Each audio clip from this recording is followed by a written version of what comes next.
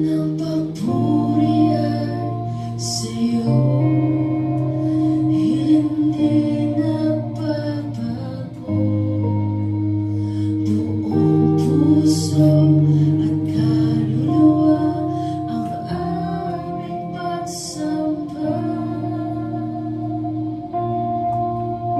sa'yo lamang iaalay.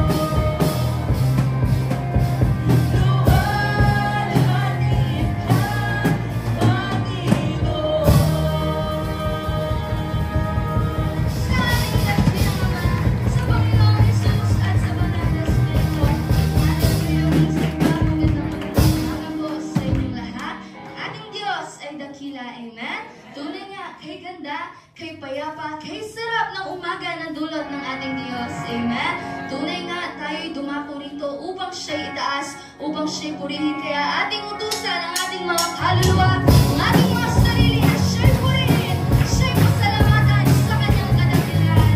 At habang tayong naawit, tayo tumikot, magkamayan at mahalan sa pangalan ng ating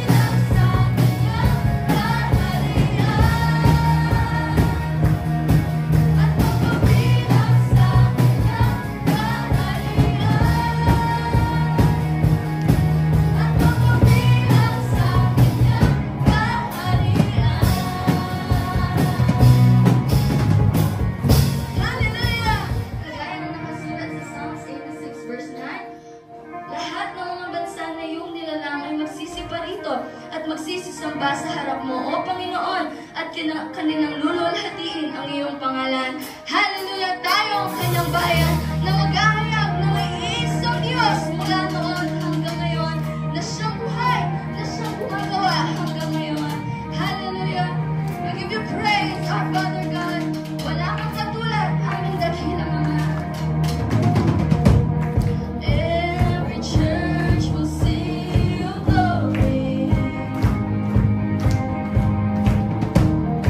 Every nation bow before you.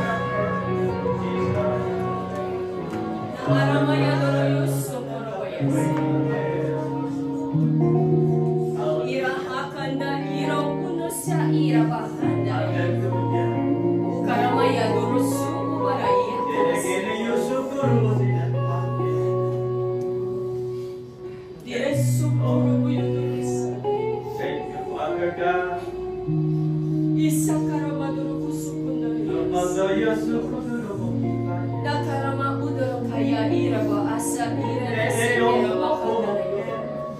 Dosa iraba kaya sekera makandarayo.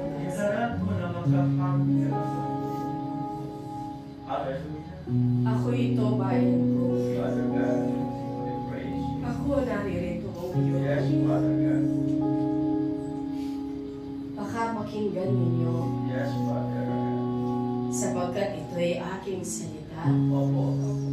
Sa lingkod kong ito, ako ang siyang nagsasalita. Ibinigay ko ang aking mga salita sa kanyang labi. Ako ang inyong ama. At ang ama alam niyang mabuti sa kanyang anak. Alam niya kung ano ang nais sa ikabubuti ng kanyang anak. Wala akong ibang hangad, kundi ang makita kayong maligaya. Amen. Ang makita kayong masagana. Amen. Ang makita kayong malakas. Amen. Ako ang pinanggagalingan ng lahat. Ako ang may bigay ng buhay, ng kalakasan, ng kayamanan, ng ligaya, sapagkat ako ang ligaya. Ako ang kayamanan. Ako ang buhay. Yes. Tinitingnan ko ang inyong puso, sapagkat sa bawat sandali, nais ko na ang puso niyan ay malinis at harapan. Ito'y banal at santa. Namin yung pusong hangarin ang ako ay bigyan ng kalukuran. Sapagkat aking dinidinig ang papuri, ang pagsamba, ang dalangin ng may malinis na puso. Utos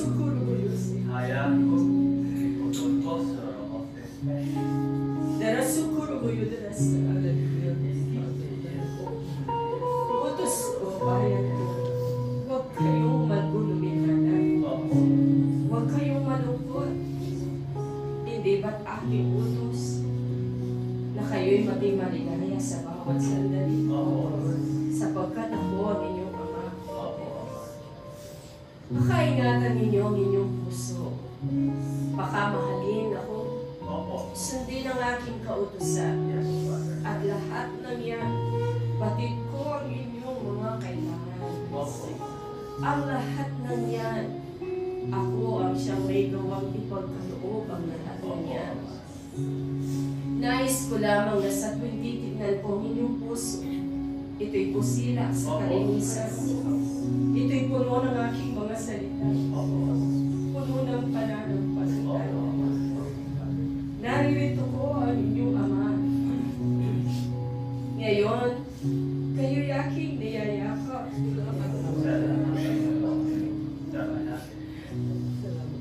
Damhin ninyo ang aking pagyakap. Ako ang inyong ama. Walang ibang amang kagaya ko. Ako lamang. Puno ako ng kagandahan. Puno ako ng pag-ibig. Puno ako ng katuwiran.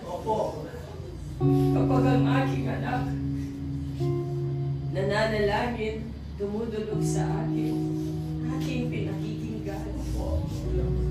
Pakaingatan niyo lang ang aking mga salita. Sapagkat ayaw ko na may mawalay. Pinakaiingatan ko bayan ito. Baka mahalin ninyo ako. Ang aking anak, ang banal na spirito.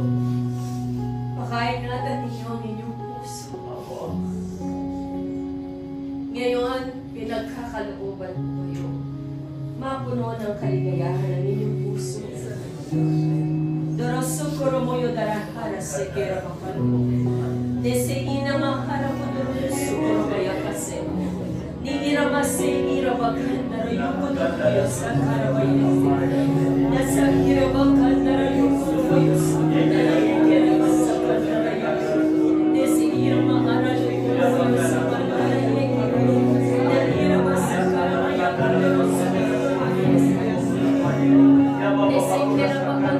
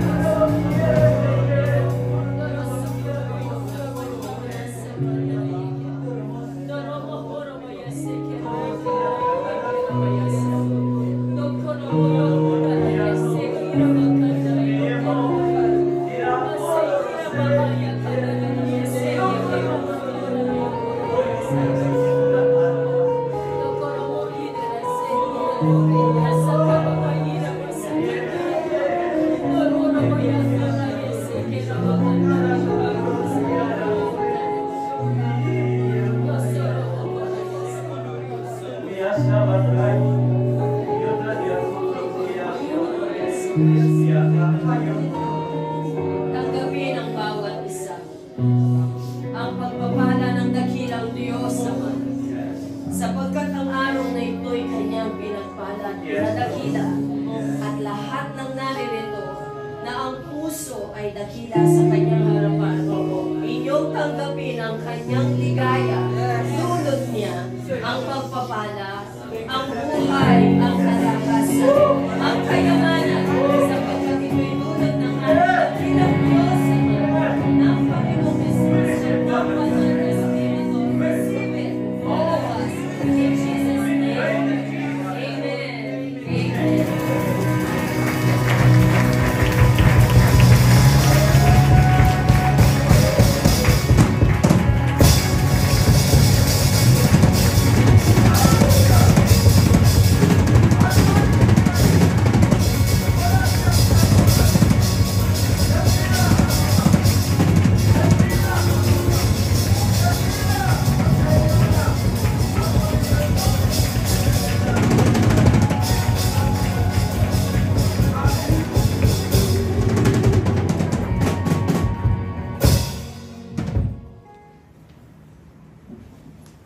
Nais kong sabihin ngayong umaga nito, napakabuti ng ating Diyos Ama. Sabihin natin, napakabuti ng ating Diyos Ama. Salamat sa ating Panginoon ngayong umaga nito, mga iingibig, ihanda natin ang ating mga banal na kasulatan. Unang Samuel 31. 1 Samuel chapter 31, yan ang ating magiging scripture, susulat po natin. 1 Samuel chapter 31. 1 Samuel chapter 31 verses 1 hanggang 6. Aking inuulit. Unang Samuel 31 talatang 1 hanggang 6. At pagkatapos atin ding ihahanda ang Psalms 100. Awit 100 verse 5. Psalms 100 verse 5. Mauuna tayo doon sa 1 Samuel chapter 31 verses 1 to 6. At pagkatapos tayo po ililipat doon sa Psalms 100 verse 5.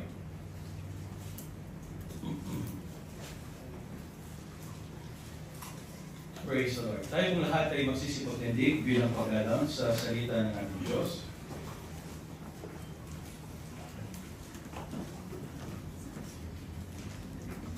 Kaninang umaga, ang aking naging topic sa church natin sa kabila ay hinggil sa pagbibigay ng kabuluhan sa ating sarili sapagkat tayo yung mga Diyos, because that is written in the Bible. Tayo yung mga Diyos, small g. We are gods, small g. Pero habang ako'y nagbibiyahe kanina, sapagkat ito po'y itinuro sa amin ni Archpas, at nakasanayan na namin simula noon, hindi kami basta nangangaral. Nagtatanong kami kay Father God. Tinatanong namin siya lagi. Halimbawa, kahapon, sinabi ko at lagi namin sinasabi iyan, kaming lahat na tumatayo dito, Ama, nano po yung buriyong pakan, kingkiyat ang balayan, nano po yung buriyong payabot. Lagi namin sinasabi yan. Kanina, habang ako'y nagbigahe, because it doesn't mean na itong inaral sa kabilang church, ganito na rin ang magiging aral dito. Nagtanong ako muli, at ito ay natugunan sa pamamagitan ng kapahayagan. Sinabi kanina, pinakikinggan ko ang kapahayagan at pinapanood namin habang kami nasa expressway. Nagpakilala si Father God. Siya isang napakabuting Diyos sa amin. Siya isang mapagmahal na Diyos sa atin. Amen. Sinabi niya, huwag kayong malungkot. Mayroon bang malungkot dito ngayong umaga nito? Huwag tayong malungkot. Magdiwang tayo. Magalak tayo. Yun lang maisip natin na hindi na tayo papasok sa kaparusahan, hindi na tayo pupunta sa kamatayan, hindi na natin mararanasan ang pagkabulo. Kapatid ko, dapat na tayo magalak at magdiwang, maglukso tayo sa kadalaman. Yun lang, kapatid ko, enough reason na yun upang tayo lahat ay magkatuwa sapagkat napakabuti ng ating Diyos. At ngayong umaga nito, lalo natin itong makikilala at marirealize sa pamamagitan ng kanyang salita. Tayo magsisimula dito sa unang Samuel 31, talatang 1 hanggang 6, at ganito ang nasusulat sa wikang Tagalog sa King James Bible, magsingkaw. Verse 1, ang mga Filisteo nga ay lumaban sa Israel, at ang mga lalaki sa Israel ay tumakap sa harap ng mga Filisteo, at nangabuan na patay sa bundok ng Gilboa. At hinabol ng panunod ng mga Filisteo si Saul at ang kanyang anak, at pinatay ng mga Filisteo si Jonathan, si Abinadab at si Melchizua na mga anak ni Saul. At ang pagbabaka ay lubha laban kay Saul at kinabutan siya ng mga mamamana at siya'y totoong nahirapan dahil sa mga mamamana. 4. Nang magkagayo sinabi ni Saul sa kanyang tagadala ng sandata, bunutin mo ang iyong tabak at palagpasan mo ako niyaon. Baka dumating ang mga hindi tuling ito at ako'y palagpasan. At ako'y kanilang pahirapan, ngunit ayaw ang kanyang tagadala ng sandata sapagkat siya'y totoong natakot. Kaya kinuha ni Saul ang kanyang tabak at nagpakabuwal sa kanyang tabak. At nang makita ng kanyang tagadala ng sandata na si Saul ay patay, siya naman ay nagpakabuwal sa kanyang tabak at nagpakamatay na kasama niya. Last verse, gayon, namatay si Saul at ang kanyang 3 anak, at ang kanyang tagadala ng sandata, at ang lahat niyang mga lalaki ng araw na iyon na magkakasama. Nais kong ulitin ang verse 6, gayon namatay si Saul at ang kanyang 3 anak, at ang kanyang tagadala ng sandata, at ang lahat niyang mga lalaki ng araw na iyon na magkakasama. Tayo ililipat, Awit chapter 100, verse 5. At ganitong nasusulat, Awit chapter 100, magsingkaw. Sabi niya dito sa verse 5 ng Psalms 100, sapagkat ang Panginoon ay mabuti, at sabihin natin, Amen. Aking ulitin. Sapagkat ang Panginoon ay mabuti. Amen. At ang kanyang kagandahang loob ay magpakailanman. Amen. Ang kanyang pagtatapat ay sa lahat ng salit-saling lahi. Amen. Ang Diyos mapala sa pagkakabasa ng kanyang salita ngayong umaga nito. Inaanyahan ko bawat isa na tayo yung lahat ay masiyokot at manalangin. Dakilang Ama na nasa sangkalangitan, muli aming binabanggit, ikaw, kayo po ay isang mabuting Diyos. Sapagkat narito, lahat ng iyong ginawa sa amin ay pawang kabutihan. Kailanman, hindi po kayo, Lord, naghangad ng kapapahamak ng iyong mga likha, kundi ang kapahamakan ay dumarating naman sapagkat ito ay kagustuhan ng isang tao. Ngunit sa aming Diyos, pawang kabutihan ang kanyang nasa para sa lahat ng kanyang likha. Kaya naman ngayong umaga nito, patuloy namin idinideklara, Father God, we love you. Yes. We love you, Lord Jesus. And we love you, Holy Spirit. Hindi dapat malungkot ang bawat isa sa amin, kundi dapat mga galak sapagkat narito ang iyong kabutihan ay patuloy na mararanasan ng lahat ng nagsisiibig sa iyo sa katotohanan. Ngayong umaga nito, pangnahan mong iyong lingkod, Holy Spirit, at ang bawat kapatid ko na naririto sa iyong tahanan, maging ang mga nanonood sa kani-kanyang dako ngayong umaga nito, patuloy mong pagpalain at pagkalooban ang bawat puso at kaluluwa ng unawa sa kanilang pakikinig. Aming makikilala kung gaano kahalaga ng mabuting Diyos ang siyang aming susundin sa aming mga buhay ngayon at sa magpawalang hanggan. Salamat po. Pagpalain mo ang buong maghapon ito, aming dakilang Ama. Pagpalain mo ang bawat gawain sa bawat Christ the Center churches sapagkat iyong papulit pasasalamat ngayon at sa magpawalang hanggan. Sa matamis na pangalan ng aming Panginoon Jesus. Amen. Amen. And amen. Palakpakan natin ang Diyos ng lahat. Praise the Lord. God is good. All the time. Bago po tayo sipo, batiin yung bawat isa at sabihin nyo, mahal kita, kapwa ko tagalangit. At binabati ko kayo lahat sa pag-ibig ni Cristo, Baruch Hashem, tayo po makakaupo na. We love you, people of God. Ngayong umaga nito, mga kapatid ko, nais kong magsalita sa paksang a good Father. Napakabuting Diyos, Ama. A good Father. Nais kong isulat ninyo ang ating pag-aaral at ngayong umaga nito. Hindi naman birthday ni Archpath. Tapos na.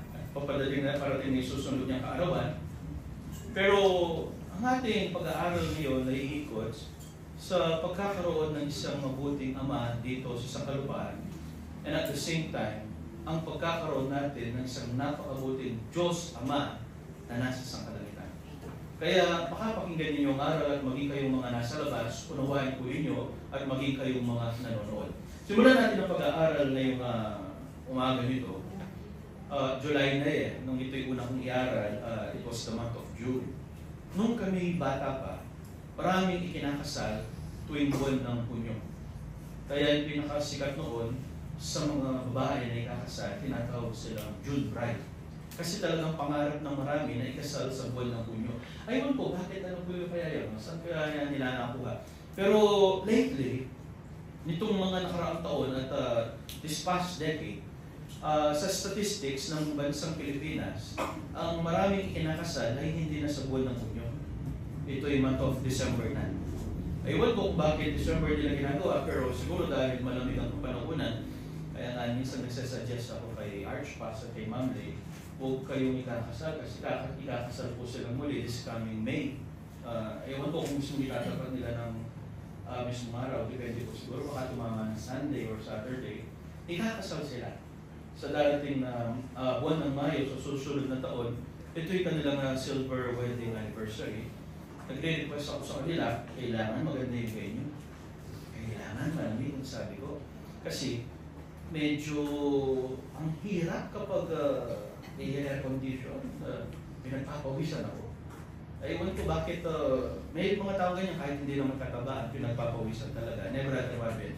So, iwan natin yung usapang gano'n, hindi tayo makarelate. Never had. Pero, nung ikasal, itong si, mayroon tayo isang kapatid, itong kapatid ni Sister Mary Rose.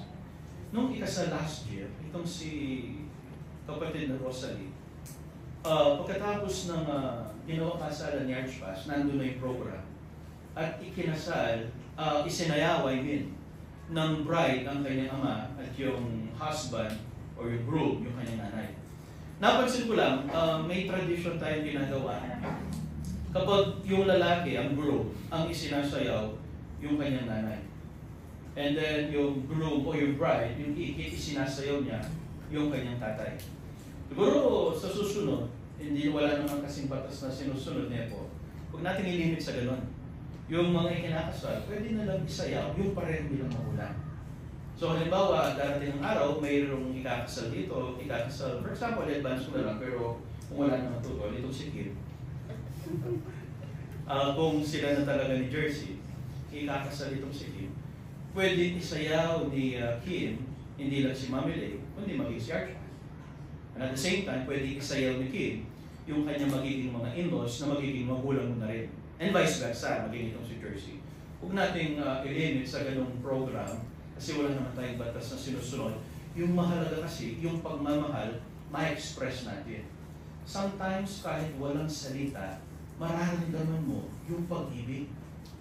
Halimbawa, nung ikasal na itong kapatid na Rosalie, nang isayaw siya ng kanyang tatay, itong si Brother Sonny, wala man silang sinabi sa bawat isa. Pero habang ako'y nanonood dun sa site, nang yakapin ni Rosalie itong kanyang ama, pinapagala ako. Anong tinignan ko yung katabi ko, mas pagagaya ako, umiiyak na rin itong si Jayan. Yan, kahit minsan nalaman dapat gagagaya. So, pinapagala ko, wala man silang binanggit, wala man ako nakita ang salita na gumalaw ang kanilang mga bibig na sinabi nga ilayo sa bawat isa. Pero, naramdaman mo at naramdaman ko yung pag-ibig sa oras na yon. Talagang napaiyak ko. Hindi naman ako talaga umiiyak sa mga kasalan, pero nadama ko yung pag-ibig. At ang sabi ko, napakasaya talaga ng isang pamilya, napakapalad ng mga anak na may napakabuting ama dito sa lupa. Sa atin naman, imagine that, ang ating Diyos Ama, siya bang mismo nagpapala sa atin, ganyan kabuti ang ating Ama sa ating mga buhay. Ganyan kabuti ang Ama dito sa Christ Center. Dapat natin kilalanin ang bagay na yan. Amen? Nabibigyan kayo ng pagkakataon. Sabi mo nga sa mga kamanggawa, sa mga daughter churches, tignan nyo, kapalad nyo sa mother church. Tayo, madalang lang tayong madalaw, pero tignan nyo, pag dinadalaw tayo ng mga lingkod ng Diyos, napakasaya natin. Kaya kayo, pakamahalin po ninyo ang inyong mga kasama dito. Amen? Sino ang kasama ninyo? Ang ating mga magulang sa pananampalataya. Hindi lang ang magulang sa laman ang sinasabihan ng I love you. Hindi lang ang magulang ang gusto mong yakapin habang siya'y naririyan, kundi maging ang ating mga magulang sa pananampalataya. Pagpatuloy natin, ikatlong utos, huwag mong babanggitin ang pangalan ng Panginoon mong Diyos sa walang kabuluhan, sapagkat hindi ka-ari ng Panginoon na walang sala, ang bumabanggit sa kanyang pangalan na walang kabuluhan. Huwag mong babanggitin ang pangalan ni Lord sa walang kabuluhan. Kaya nga, tignan nyo, kapag nanonood ka ng mga pelikulang galing sa US, di ba, kapag binabanggit nila yung pangalan ng Jesus, sa atin, ito'y very sweet name, the name of our Savior. Pero sa kanila, panagkasya.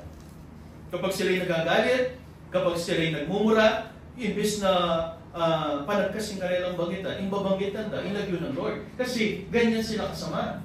Pero ang utos ni Lord, huwag mong babanggitin ang kanyang pangalan sa walang kabuluhan. Yan ang ikatlong utos. Kaya maging itong simple expression, di ba? Nakikita nyo ngayon yung mga pasosyal sa TV. Oh my God! Pwede ito. Bawal kaya katama ito kapatid ko. Ituring natin, sapagkat talaga naman, ituring natin napakasela at napakabanal ng pangalan ng ating Panginoon. Say Amen. Amen. Ika-apat na utos. Alalahanin mo ang araw ng Sabat upang iyong ipangilin. Anim na araw nagagawa ka sa iyong gawain, sa lahat ng iyong gawain. At ito sa verse 10 at maging sa verse 11, ipinag-uutos diyan na ang araw ng pagsamba, ito'y marapat ipaglingkod sa ating Panginoon, huwag natin kakaluan. Nais kong sabihin sa inyo, mga kapatid ko, ika-apat na utos, masaya niya. Kasi ibinigay ni Lord sa atin ang 6 na araw, gawin mo ang lahat. Gawin mo ang pagpapagal, ang buhayan mo, yung gawain bahay, gawin mo sa loob ng 6 na araw. Pero yung araw ng pagsamba, kay Lord lamang yan. Nakasanayan kasi ng marami, meron silang tinatawag na family day. Pero alam nyo, ang totoo, ang Sunday kasi, hindi naman yung family day. The Lord's Day. Yes. Yan ang tama. Pero, kapag tapos na yung pagsamba dito, halimbawa, tapos na kayo dito, nag-usap-usap kayo bilang magpapamilya, mag-picnic tayo sa Clark, ganyan. O kaya mag-lunch tayo sa Texas Joe, sa Subic, ayan. Pwede na yun. Mag-lunch kayo sa tabi ng dagat, sa ASEA, in Subic. Pwede na yun. Pwede nyo nang gawin family day because nagawa na ninyo yung inyong dapat ipaglingkod na tamang karampatang pagsamba kaninang umaga. Yung mga daraga panapon, halimbawa reconception, medyo yun ang sambot na pag evening service or afternoon service. Pero kayo pwede nyo gawin yun. Pero ang pinag-uutos ni Lord ay ito, huwag kayong tatanggap ng trabaho. May isang masamang pastor, may isang masamang mangangaral sa Manila. Sikat siya on Facebook. Itong si pastor mo, natindihan yung ibig sabihin ko. Sinasabi niyang pilit sa kanyang mga Facebook blogs ang ganitong pananalita. Kaya nga marami tayong service sa buong maghapon eh. Meron tayong morning service, meron tayong lunch, meron tayong afternoon, meron tayong evening service. Yung reason niya ay ganito kasi nga, hindi naman natin pwedeng pagbawalan ang mga tao na huwag magtrabaho ng linggo kasi kailangan nilang mabuhay. Yun ang kanyang pinipilit. Kailangan nilang maghanap buhay ng linggo upang sila may maipakain sa kanilang mga pamilya. Ngayon, pag sila magtatrabaho ng hapon, meron tayong morning service, makapagsasamba sila. Kung sila may trabaho ng umaga, meron tayong afternoon or evening service upang sila ay makapagsamba pagkatapos sila maghanap buhay.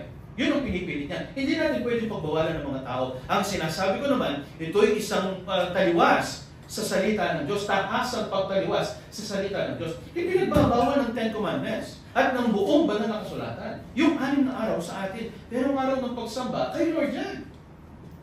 Yes. Pastor, kasi wala ko, paano yan kung pinipilit ako magtrabaho ng araw ng linggo? Di kailangan kong mag-resign. Kailangan kasi darating tayo sa punto, maipakita natin ang ating pag-ibig kay Lord.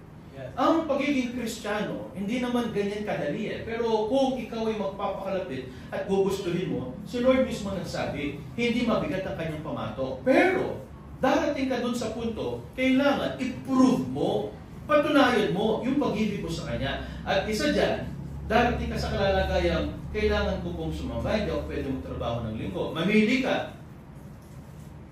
Magtatrabaho ka o masisante ka?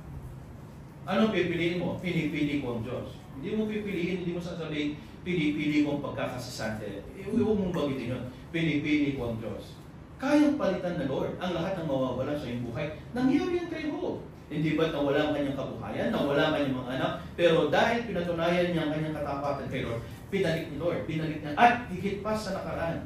You just have to prove your love to the Lord, kapatid ko. Kasi kung hindi mo papapatunayan, hindi ka darating doon sa puntong difficult situation, you cannot prove your love to the Lord. Kailangan, as Christians, meron tayong testimony. Sabihin nga natin, testimony.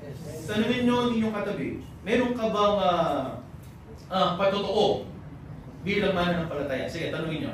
Meron ka bang patotoo bilang isang pananampalataya? Yun ang patotoo mo. Yun ang iyong testimony. Na dumating ka sa punto na kung saan kailangan mong mabili kabuhayan, trabaho, o si Lord sa araw ng linggo. And you should be proud kung pinili mo ang Panginoon. Amen?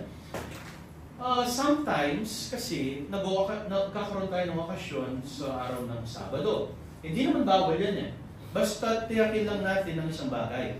Pwede kang magpagod, pwede kang magnegosyo ng Sabado, pwede kang magka-okasyon ng Sabado, kasalan, birthday, anniversary, or anything, sa araw ng Sabado. Basta tiyakin mo ang isang bagay na kahit gaano ka kapagod, kahit gaano ka kapuyat, magagawa mo pa rin pumunta sa church sa araw ng pagsamba na hindi ka inaantok, kundi ibibigay mo ang karampatang pagpupuri at pagsamba at pakikinig sa kanyang mga salita. Amen? Kaya kung mayroon pa sa inyo na wala dito ngayong umagang ito at nagiginig kayo sa live broadcast na ito, sa inyo ang mga pananalito ito. Sinasabi ko yan sa inyo.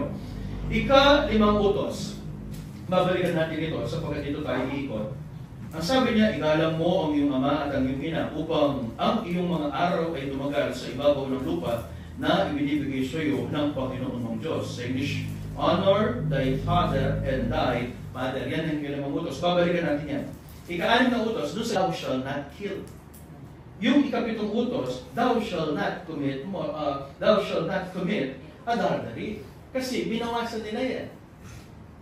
In-adjust nila ng mga mananaban ng Diyos-Diyosan yung ika-10 utos. Pero ang totoo, ang ika-6 na utos, huwag kang papatay. At ang ika-7 utos, huwag kang mangangalunya. Halimbawa, kapatid ko, yung pagpatay, i-explain ko muna bago natin balikan yung topic natin na igalang mo yung ama at yung ina. Itong thou shall not kill, hindi yan naunawaan ng marami. Ang sabi ng mga tumututol sa death penalty, nasusulat eh, huwag tayong papatay. Pero magpakatalino tayo, kapatid ko. Pagkatapos ibigay ni Lord ang 10 utos, 10 commandments, nakasulat yan sa isang bato na kung saan ang mismong daliri ng Diyos ang nagsulat. Ganyan katindi ang Ten Commandments. Ang daliri ng Lord na nagsusulat, the finger of God, yan ang mismo nagsulat ng Ten Commandments. Pero yung ika-11 utos, pasulong, hindi na yan naisulat dun sa tapyas ng bato. Halimbawa, may mga nasusulat na utos. Binigay, kaya nagtagal si Moses ng 40 days and 40 nights sa itaas ng bundok. Ang sino mang makipagtalik sa isang hayop ay papatayin. Kapag nakipagtalik ka sa isang kabayo, sa isang baboy, ang utos ni Lord, papatayin ka. Ano yun? That is death penalty. Pero hindi yan taliwas sa nasusulat dito sa ika-6 na utos na thou shall not kill or huwag kang papatay. So unawaan natin ito, kapatid ko. Ang ibig sabihin ng thou shall not kill, thou shall not murder. Kasi nga, ipinag-uutos sa maraming kautusan ang death penalty sa Israel. Ang sino mang lumapastangan sa kanyang magulang, papatayin ng walang sala. That is death penalty. So anong ibig sabihin dito ng ika-6 na utos? Thou shall not kill, thou shall not murder. Kapag pinapatay mo ang isang taong inosente, yun ay murder. Yun ang huwag mong gagawin.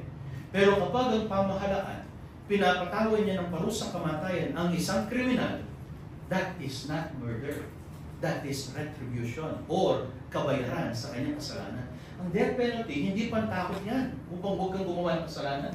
May gamit panakot. Ang death penalty ay inilalagay bilang kabayaran sa iyong nagawang mabigat na pagkakasala. Kaya kapag pinapatay ng gobyerno ang mga nasentensyahan, that is not murder.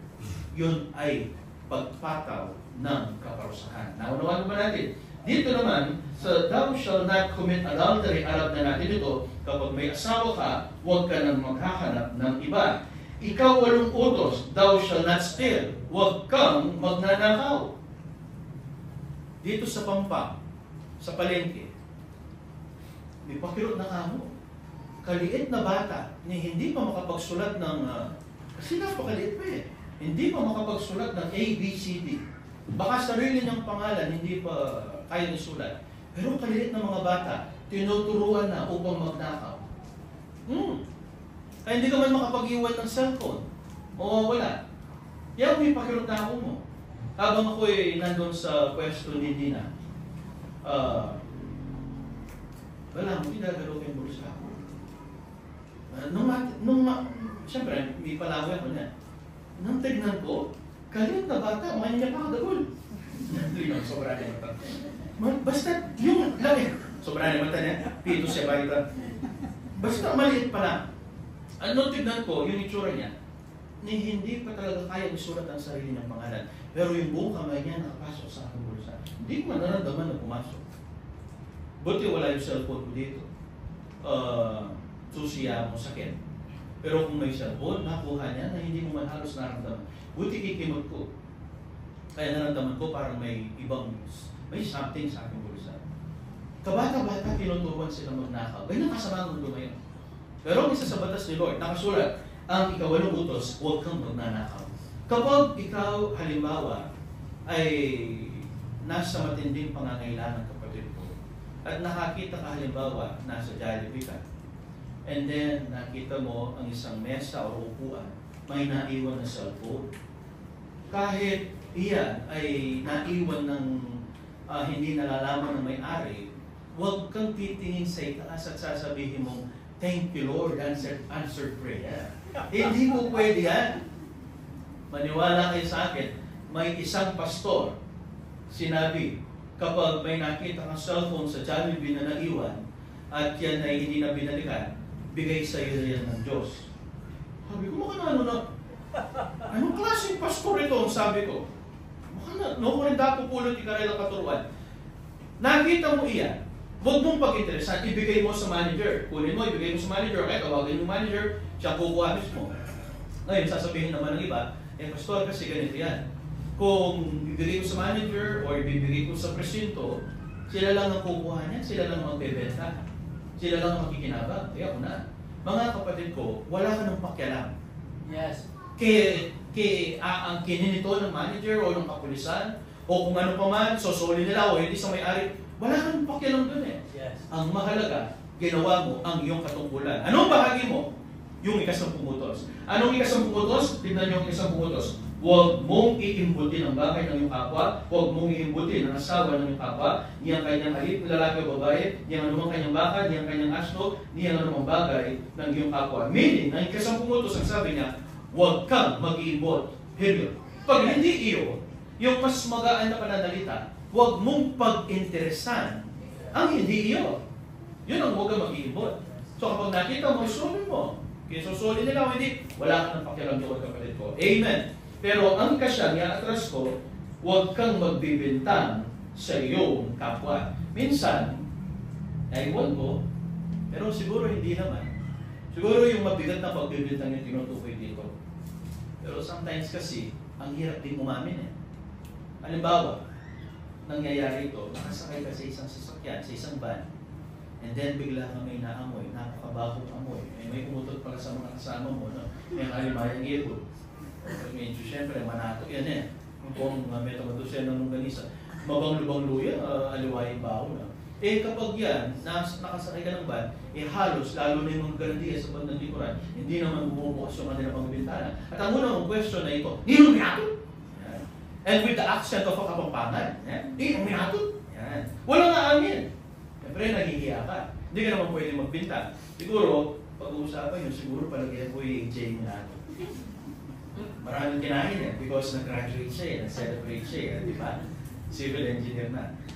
Siguro yung ganung pagbibintang o pag-uusap, hindi naman talaga takas ang pagbibintang yun, hindi naman yung paglabag, pero hindi rin maganda. Pero naunawaan yung aking sinasabi, kapatid ko. Huwag kang magbibintang sa iyong kapwa. Hindi maganda ang pagiging false witness. Ngayon, ibabalik ko sa ating pinaka-topic, yung ika-5 utos. Balikan natin. Anong sabi ng verse 12? Igalang mo ang iyong ama at ang iyong ina. Ang utos ng Panginoon, ang unang utos na may kakambal na pangako ay ito. Igalang mo ang iyong ama at ang iyong ina at hahaba ang iyong buhay dito sa sangkalupaan. Marahil may mga kakilala kayo, bata pa lang, pasaway na. Na hindi nila kaya igalang ang kanilang mga magulang. May mga bata na imbes na pasalamatan at kilalanin ang pagtuturo ng kanilang mga magulang, pinagtatanim pa nila. May mga ganyang tao, kulang sa unawa, mababa ang kaisipan. And then, kapag dumating sila sa punto na kung saan, doon nila marirealize kapag sila ay dumating na sa tinatawag na difficult situation, doon nila marirealize, tama pala ng aking magulang.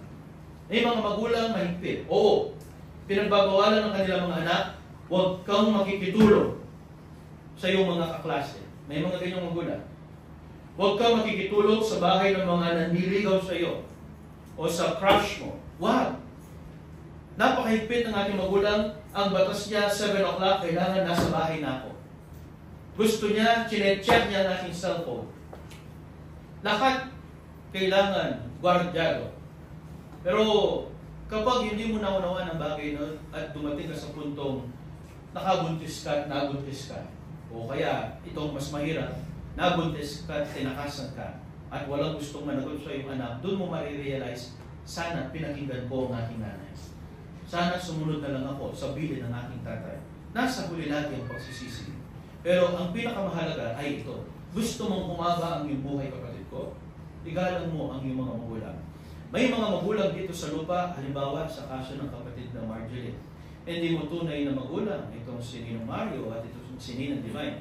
Pero always remember, sila ang nagpalaki sa iyo. Sila ang nag-uruga sa iyo. Hindi mo tunay na kapatid, itong si Sister Dina rin, itong sina Brother Michael at sina Brother Marvin at kung sino pa. Hindi mo sila mga tunay na kapatid, pero ituring mo silang tunay na kapatid because ang mga nagpalaki sa iyo, kailangan mong ituring bilang tunay na mga magulang. Amen. Pwede tayo magkaroon ng magulang dito sa lupa, pero kung hindi naman tayo pinagpaktaan ng tamang pag-aaruga, hindi tayo pinilala, hindi tayo pinalaki, mahirap tawagin diyan bilang isang magulang. And I am speaking sa pangkalahatan, kapatid ko. Yung ituturing kong magulang, yung nagpakita sa akin ng pagmamahal. Yung totoong pagmamahal. Yun ang ituturing kong magulang. Naunawaan ko ba natin? At kung gawin natin ang mga bagay nito, hahaba ang ating buhay dito sa lupa. Bisa kang agad mate, kapatid ko. Maging kang maro kaya nakakarike ang penari. Kaya nga, hindi ko inaalis ito. Pakatandaan niyo ito, mga kapatid ko. Kayong lahat ng kabataan, lalaki at babae, pakinggan niyo ito. At kayong lahat ng magulang, Ituro niyo ito sa mga anak ninyo.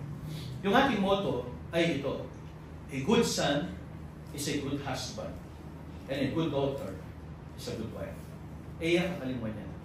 Kapag mabuti kang anak na lalaki, magiging kang mabuting husband, asawang lalaki. Kapag ikaw ay isang mabuting anak na babae, magiging kang mabuting asawang babae. Kung gusto mong makita ang pag-uugali ng iyong magiging asawa, i-search mo ang kanyang kasaysayan bilang isang anak at doon mo malalaman magiging mabuti ba o magiging masama ang aking magiging asawa. Naunawaan po ba natin ito? Kapag ang iyong anak hindi tatamad-tamad, kahit hindi mo utusan, naglilinis ng bahay. Kapag ang iyong anak at young age nagsisikap ng matutong magluto sapagkat alam niya pagod ang kanyang magulang. Kapag ang anak mahilig magpadlak ng cake kahit hindi utusan ng magulang. Kapag ang anak mahilig mag-serve ng freshly cooked food at hindi umaasa lamang sa Grab, yan ay isang mabuting anak, kapatid ko. Lahat ng binabanggit ko, i-consider ninyo. May mga anak na kahit wala ng pera ang kanilang mga magulang, inuutangan pa nila. May mga anak naman, bibigyan mo na, tatanggihan pa nila. May mga anak na handang i-sacrifice ang kanilang sarili para sa kanilang mga magulang. Lahat ng ito, i-consider ninyo. Makakakita ka ng mabuting kasama or partner sa iyong talambuhay. Lahat ng iyan, hinihingi sa Panginoon. Huwag kayong maghanap. Kapag naghanap ka, makakahanap ka lang ng mangkukulang. Pero subukan mo, kapatid ko, na maghanap. Kasi, gwapo nga. May mga daming gwapo pero walang kakayahan sa buhay. Hindi mo naman may papakain ng iyong kagwapuhan. Totoo yun. Pero may mga tao na kahit sakto lang, pero responsable sa kanilang pamilya, kapatid ko, magiging masaya ka all the days of your life. Pakaunawaan niyo yan. At higit sa lahat, ang isang mapagmahal sa magulang, mabuting asawa yan. At magbubunga ng mabuting lahi. Pero may idinugtong si Lord. Lahat ba ng magulang? Sasagutin ko, hindi. Hindi. Dahil may mga magulang na ayaw kay Lord. May mga magulang, may mga nanay at may mga tatay na against at laban sa ating pananampalataya. May tindi ng Bible hinggil sa bagay dito. Tingnan natin. Dito sa verse 12, ang sabi niya ganito, lilinawin natin. Igalang mo ang iyong ama at ang iyong ina upang ang iyong mga araw ay tumagal sa ibabaw ng lupa. Yun ang pangako. Hahabang yung buhay. Pero, ang kasunod niya, bigyan natin ng pansin, na ibinibigay sa iyo ng Panginoon mong Diyos. Na ibinibigay sa iyo ng Panginoon mong Diyos. Kanino sinabi ito ni Lord? Sa kanyang bayan. Ang bayan niyang Israel. Meaning, sila'y bahagi ng kanyang pagiging bayan. Kapag ang isang magulang, ayaw niya kay Lord. Kapag ang isang magulang, kay nanay o tatay iyan, nilalabanan ng ating pananampalataya, hindi siya kasama sa lupang ibinibigay ng Panginoon. Para maging mas malinaw, buksan natin ang aklat ng Korinto. Dito sa aklat ng, siguro dito muna sa Ephesians 6:1 hanggang 4. Sulat po natin. Efeso, Kapitulo 6. Lumipat muna tayo dito sa New Testament. Ephesians chapter 6, verses 1 hanggang 4. Okay, ready? Page 320 kung kamukha kong inyong Bible or kung malapit na dyan. Siya nga po pala, yung mga nag-order sa inyo ng Bible, kung mayroon pang hindi nakapag-order, lumapit kayo mamaya para maisabay natin. Minsan kasi yung pag-order natin, isang box na malakihan yan. So ngayon, baka next week darating na yung ating order. Ready? Dito sa chapter 6, verse 1 ng Efeso, magsikaw, mga anak, magsitalima kayo sa inyong mga magulang sa Panginoon, sapagkat ito'y matuwid. Igalang mo ang iyong ama at ang iyong ina na siyang unang utos na may pangako. Ang utos ni Lord, igalang mo ang iyong ama at ang iyong ina sapagkat itong utos na may unang pangako o unang utos na may kakambal ng pangako. May higit dyan. May higit. Anong higit sa paggalang sa magulang? Tingnan natin, verse 1. Mari ba ninyo ako samahan tayo lahat? Verse 1. Mga anak, magsitalima kayo sa inyong mga magulang sa Panginoon, sapagkat ito'y matuwid. Ulitin ko, mga anak, magsitalima kayo sa inyong magulang sa Panginoon. Sa English Bible, children, obey your parents in the Lord, for this is right. Yung verse 2, tumutukoy yan sa mga magulang sa laman. Pero ang verse 1, higit sa verse 2. At ang verse 1 ay nagtuturo, mayroon tayong mga magulang sa pananampalataya. Ang tawag sa kanila, children, obey your parents in the Lord, magulang sa Panginoon. Sino po yan? Ang inyong mga pastor. Kasi, darating ka sa punto, kailangan mong mamili. Hindi naman lahat tayo, may mga magulang na nasa Panginoon. Maging kayong mga nanonood, maintindihan yung aking sinasabi. May mga pamilya na sadyang nasa mahirap na kalalagayan. Yung kanilang faith nasa Christ the center. Pero yung magulang nila, kalaban ng Christ the center. Kalaban ng Panginoon. At kapag dumarating sa punto na sila ginigipit ng kanilang mga magulang at pinagsasabihan, mamili ka. Ninong buri muntok yan. Yako na kayong pengare o hindi kayong pastor. Kailangan maging matalino ka sa ganyang bagay. Na wala ang maraming mga members ng Christ the Center simula sa salubungan sapagkat hindi nila alam ang totoong magulang. Halimbawa, kapag natisod ang isa, malaki ang pamilya niya. Kagaya ngayon dito sa Mother Church, ano ba yung malaki ang pamilya? Unahan. Marami yan. Yung mga unang membro ni Archpass doon sa salubungan, kapag natisod ang isa, lahat hawa-hawa na. Lahat damay-damay na. Kuyugla dapat. So, aalis yung isa, sasama ang lahat. Kasi, ang sinusunod nila ay ang kanilang mga magulang at hindi nila alam ang kanilang tunay na magulang. Ang tunay na magulang natin, dito sa verse 1, ang ating mga tinatawag na magulang sa Panginoon or parents in the Lord. Your pastor. Paano yun, pastor? Kasi ganito yan, pakinggan nyo, unawaan nyo kapatid ko. Lahat tayo, may pamilya dito sa lupa. Mayroon kang magulang sa laman, mayroon kang kapatid sa laman. Pero dumating sa punto, pinakilala ni Lord Jesus ang tama. At ang mas matimbang at kinikilala ni Lord ay yung tinatawag na spiritual family. Sabihin na natin, spiritual family. Pag sinabi natin spiritual family, ito yung ating mga kapatid at magulang na nandito sa church. Ang ating Panginoon Jesus, dumating sa isang punto, siya'y nagsasalita at nangangaral.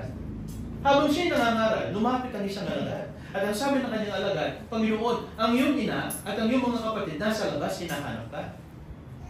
Pansinan niya, nangangaral si Lord, hindi nakikinig itong si Maria. Nangangaral si Lord sa mga tao, yung kanyang sarili kapatid na ipinanganak kay Maria, hindi siya pinakinggan. So makikita niyo, mismong pamilyang pinanggalingan niya, talaga sasalpantayan. Kasi nga, wala sila sa pakikinig. Kaya tinugunan ito ni Lord. At ang sabi ni Lord Jesus Christ, makanin yung reaction ng Lord Ina? Kapatid? Yun ang kanyang sinabi. At bigla siyang lumingon sa lahat ng nasa paligid niya at nakikinig ng kanyang turo. At ang sabi niya, at in-stretch ni Lord ang kanyang kamay. At ang sabi niya, ito ang aking ina at ito ang aking mga kapatid. Sapagkat sino man ang sumusunod sa kalooban ng aking ama, sila ang aking mga ina at sila ang aking mga kapatid. Dininay ni Lord ang kanyang nanay sa lupa. Dininay ni Lord ang kanyang mga nakagis ng kapatid dito sa lupa. Ang kinilala niyang magulang, ang kinilala niyang mga kapatid ay walang iba kundi ang spiritual family. Kaya pakatandaan ninyo, marahil hindi naman ipinagbabawal na mahalin mong yung pamilya. Tama yan. Pero kapag darating ka sa punto na ikaw ay papipiliin, piliin mo ang mas makatotohanan, piliin mo ang mas matimbang. Your spiritual family. Ang kapatid mo sa laman, kung ayaw yan kay Lord, hindi mo yan makakasama forever. Pero yung katabi mo sa upuan dito sa church, kung yan ay totoong Kristiyano, kung yan ay malapit kay Lord, kapatid ko, kaya beme yan forever and ever and ever. Amen. Kaya, pakaisip mo kapatid ko, kapag sasabihin mo karekasipin mo sa iyong katabi, when you say, I love you, di ba? Sinasabi natin, bago tayo upo, mahal kita, kapwa ako tagalangin. Kailangan naintindihan natin yun. Tayong magkakasama, magpakailan pa man. Kaya nga, may mas mabigat sa magulang dito sa lupa. At ito ay ang ating magulang sa pananampalataya. Naunawaan ba natin? Ngayon, dito sa verse 4, ang sabi niya ganito, at kayong mga ama, sinong lahat ng tatay dito, bari ba magtaas ng kamay? Row 1, row 2, row 3, lahat ng tatay, pakinggan nyo ito. At kayong mga ama, huwag ninyong ipamungkahi sa galit ang inyong mga anak, kundi inyong turuan sila ayon sa saway at sa aral ng Panginoon. Kaya ang isang ama, kailangan marunong sa salita ng Diyos. Kapag nakita mo yung anak, may tampuhan sila ng kanyang asawa, at yan ay hindi mabuti, anong sasabihin mo kung wala kang alam sa Word of God? Bilang mga magulang na walang kaalaman sa salita ng Diyos, ang muna nilang magiging advice ay ganito, tara siya, tapa. Diba? O saan na, Inday, sali ka mga pulong redors, sali ka metong case, yan. Sali ka 5 kilong sisig, pulutan din. Yan yung problema ko yan. Ganyan ang kanilang mga lagi, yan ang kanilang accent kapag sila may problema. Hindi yan tama. Ang ipinag-uutos dito, kapatid ko, una, bilang mga magulang, mga ama, turuan niyo sila ayon sa saway at sa aral ng Panginoon. Kaya makikita niyo dito, kapatid ko, kailangan ang magulang, lalo na ang tatay, marunong sa salita ng Diyos. Halimbawa, ako'y naghandog ng bata last week. Itong inihandog kong bata, yung nanay niya, dati kong treasurer, dati kong worker sa Sunday school, and dati kong worship leader. And then natigil siya sapagkat pinagpahinga ko siya, and then ulit sa punto, nagkaroon siya ng asawa. Yung asawa niya, nung nililigawan, nag-a-attend. Pagkatapos, nung makuha na niya, mapangasawa na niya, tumigil na yan sa pagsamba. Yan ang sinasabi ko. Kilalanin niyo muna ang magiging mga asawa ninyo. Kasi, baka nag-a-attend lang yan dahil gusto ka. Pero kapag nakuha ka na, nag-asawa ka na, titigil na yan sa pagsamba kasi ikaw lang gusto, ikaw lang mahal, hindi si Lord ang mahal. So ngayon, nasa pagsisisi siya. Tuwing nakikita kami ng lalaki, pinaalalahanan ko. Pero wala pa rin. Dumating sa punto, inihandog ko yung kanilang anak. So anong iaaral ko? Nasusulat kasi yan. Sa aklat ng Lucas, Kapitulo 2, ang sabi ng Luke chapter 2, ang bawat nagbubukas ng bahay bata, tatawaging banal sa harap ng Panginoon. So ngayon, ang sabi ko, ano nituturo mo sa iyong anak? Wala kang alam sa salita ng Diyos. Ang hirap. Kaya ngayon, pinapaalalahanan ko kayo lahat ng tatay na narito. At magiging mga tatay, kailangan alam natin ang tama. At ano ang tama? Alam natin ang salita ng Diyos. Amen? Hindi yung marunong tayo sa kabuhayan. Tama yan, kabahagi yan. Pero ang pinakamahalaga sa lahat, kapatid ko, marunong tayo sa salita ng Diyos. Amen, mga tatay. Amen. May latabisa. Amen. Sometimes, we make the wrong decisions in life. May mga tao na sadyang yung kanilang paglalagyan ng takot, hindi nila alam kung saan ilalagay. May mga magulang o mga bata na ginagalang nila ang kanilang mga magulang pero wala sa tama na kapag sinabi ng magulang na huwag ka nang sasamba, sinusunod nila. May mga anak na dahil sila'y pinapakain ng kanilang mga magulang, lalo na kung yan ay tinutustusan at galing sa abroad ang kanilang kabuhayan, takot na takot sa kanilang mga magulang. Yan ang kasalanan ng mga anak. Number 1, kapag ikaw ay may asawa na, huwag ka nang aasa sa iyong mga magulang. Amen? Yeah. Hindi na po pwede. Kasi nag-asawa ka na yan. Number 1, yung legal age. Dito sa Pilipinas, ang legal age is 18. Ang katotohanan niyan, kapatid ko, kapag 18 ka na, hindi ka na dapat pabigat sa iyong magulang. Eh, Pastor, kailangan, hindi ko pa kayang buhayin ang aking sarili, hindi ko pa kayang papag-aralin ang aking sarili. Pero nagtataka ako. At nakikita natin ito sa television. May mga nag-graduate at yung kanilang testimony, pinaaral nila ang kanilang sarili. Kasi, dukha ka nilang magulang. Lasenggo ang kanilang magulang. Pero tignan niyo yung pagkakataon na yun, kahit, excuse me for the word, ginawang inutil ng mga magulang ang kanilang sarili nilang kagustuhan. Ginawa nilang walang kabuluhan ang kanilang sarili. Pero dahil may pangarap ang mga anak, anong ginawa nila, kapatid ko? Pinag-aral nila ang kanilang sarili. So kung kaya ng iba, kaya din natin. Pero ito mas pangit. Pinatapos ka na ng iyong magulang, pinakain ka ng iyong magulang, and then nakapagtapos ka na, pero nakapag-asawa ka na hanggang ngayon, umaasa ka pa rin sa iyong magulang. Hindi yan tama. Masama yan. Yes. Hindi rin caretaker ang ating mga magulang. Amen. Gagawa-gawa ka ng anak. Pagkatapos wala kang mapag-iwanan, anong ginagawa mo? Pasesede ka rin pengari.